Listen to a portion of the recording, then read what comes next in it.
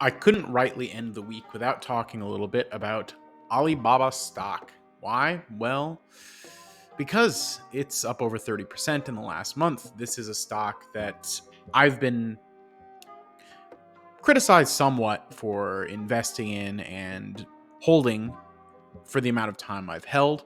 My cost basis is a little bit over $79.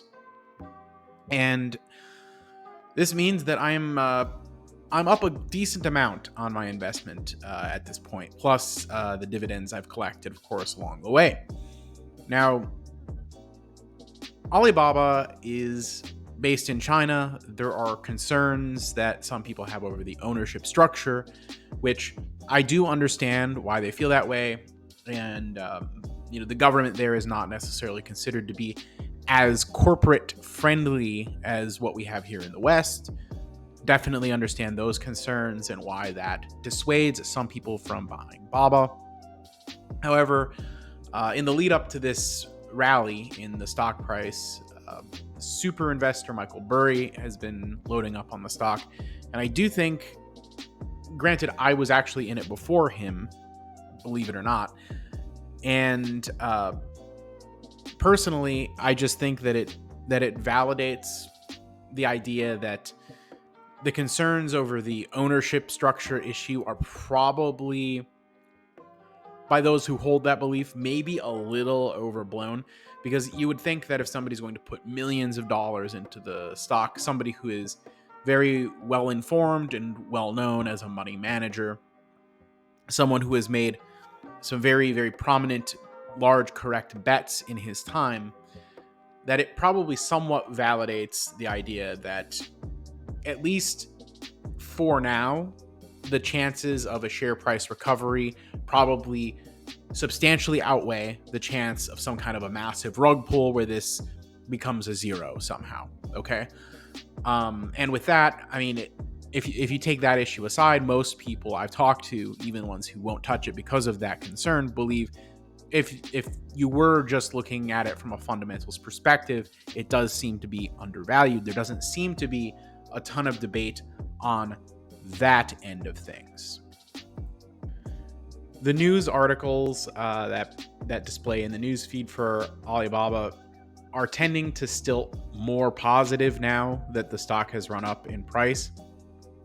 If you go back like a year ago, it's going to be mostly pessimism that you see because the stock price was beaten down a bit and it kind of just run sideways for the longest time, stuck in this little range where it never really broke out or gained anything.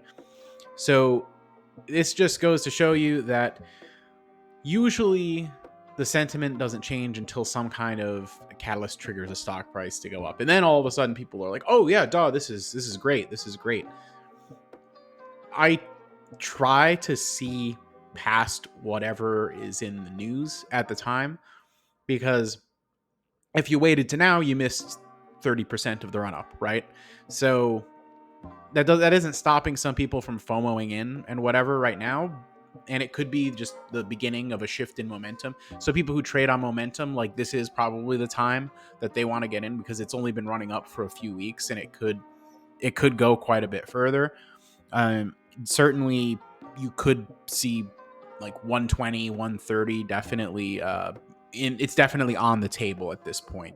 So I'm not going to say it's too late, but I am going to say, like, where were the people talking about all the good things that could be happening in the future with this when the stock price was lower just a few months ago? It's just interesting how that goes. So I guess on this one, I've been sort of, in a way, proudly contrarian. I'm hesitating to do a victory lap because obviously, I haven't gotten my desired return yet. So I'm still kind of waiting to realize the full value of this investment, but it's positive developments, at least recently, for me. Throughout the time that they've been languishing in terms of share price, they have, of course, hit the accelerator on share buybacks, and they even added a small dividend, giving shareholders a total yield of just under 5% over the last 12 months, which is pretty impressive.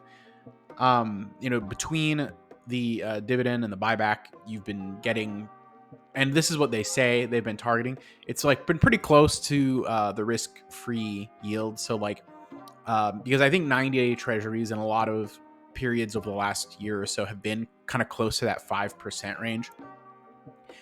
And the way Baba's management has put it is that they pretty much believe that the fundamental like fair value of the business is about $120. More on that later. Now, these dividends and buybacks are not necessarily free money from the sky, but what is free money is this offer from today's sponsor.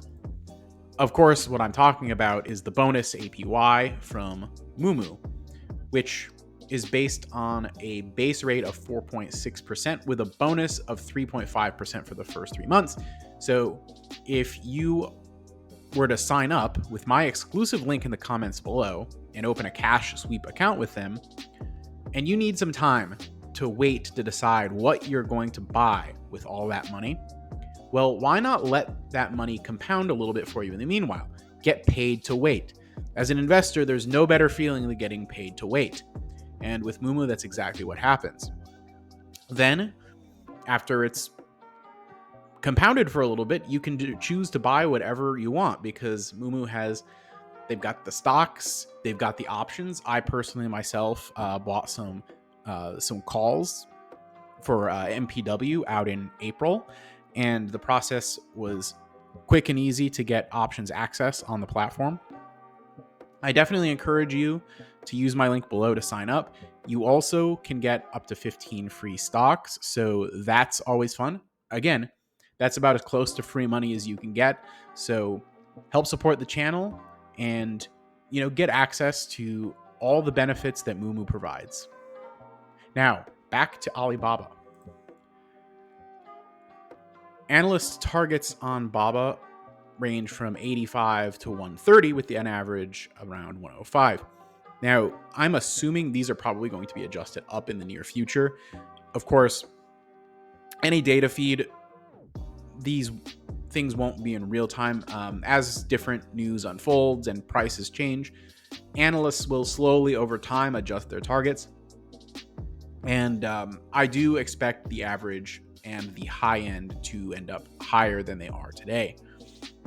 Now, I actually don't necessarily disagree with even the high-end target, and the strong buy rating, I probably at this point, because the price has run up so much, would probably move it back to maybe like a moderate buy.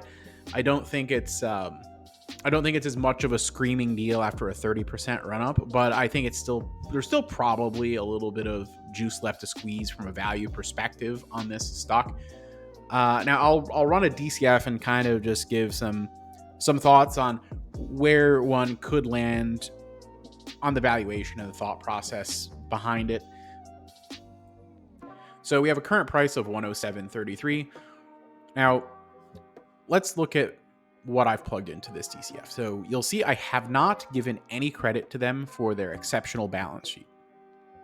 This is partly as like a way of sort of penalizing the ownership structure of the ADRs, as well as applying a slightly higher than normal discount rate of 11%. Again, we're discounting it a little bit more because of the possibility, even as remote as it might be, that there's something that could go very badly for investors because of the unusual ownership structure and for the American shareholders.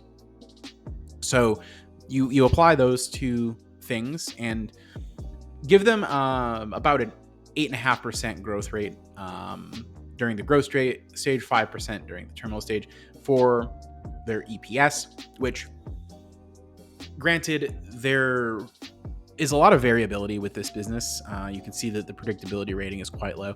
So on any given year, it could be wildly different from 8.5%. But I'm confident that there will be years where they grow EPS in the double digits, and there will probably be some where maybe it goes down a little bit or it only grows 3 or 4%. But I think 8.5% is something that, like, on the average over the next few years could be achievable. This is sort of just based on like what the nearer term analyst estimates are, plus the fact that China per capita is still a more heavily growing GDP economy than the US. So this is just kind of my idea of where that could go. And plus, they've still got some room to go with like AI and cloud if those turn out well. So 8.5%, I don't think is like completely bonkers. And with all of that, you get a 125 fair value. Okay, this comes very close to where management is suggesting that it's worth. It comes pretty close to like that higher analyst target. So I see the logic there.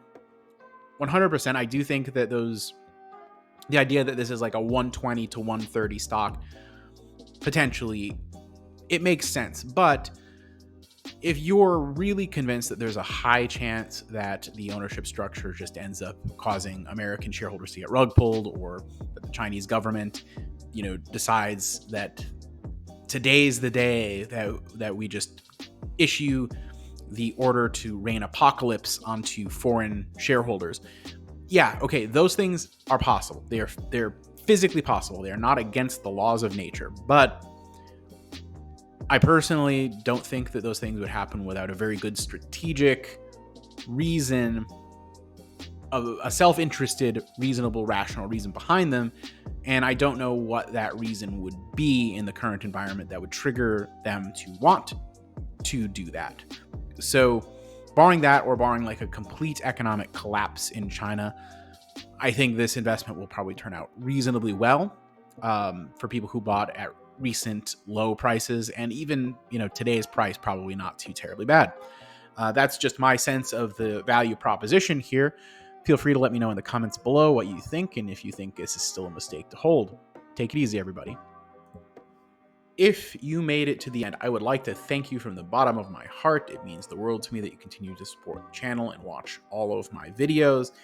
Please make sure, if you aren't already, that if you're interested in continuing a conversation around investing, that you comment and also join the Discord in the link in my description. If you want to support the channel directly, membership is, of course, an option. Or if you want to get something fun and useful for supporting the channel, you could sign up to the channel partner, which is Moomoo, which helps support the channel, and you get your 15 free stocks if you make a deposit with my exclusive link, etc. Now, if you want to see myself and my co-host Ryan interact with other investors and discuss different ideas, you can catch us 8 p.m. Eastern every Saturday, Cashflow Kings Live on YouTube and X, and follow my X at Mr. Macho Mog. Link in the description. Take it easy, everyone, and have a wonderful day.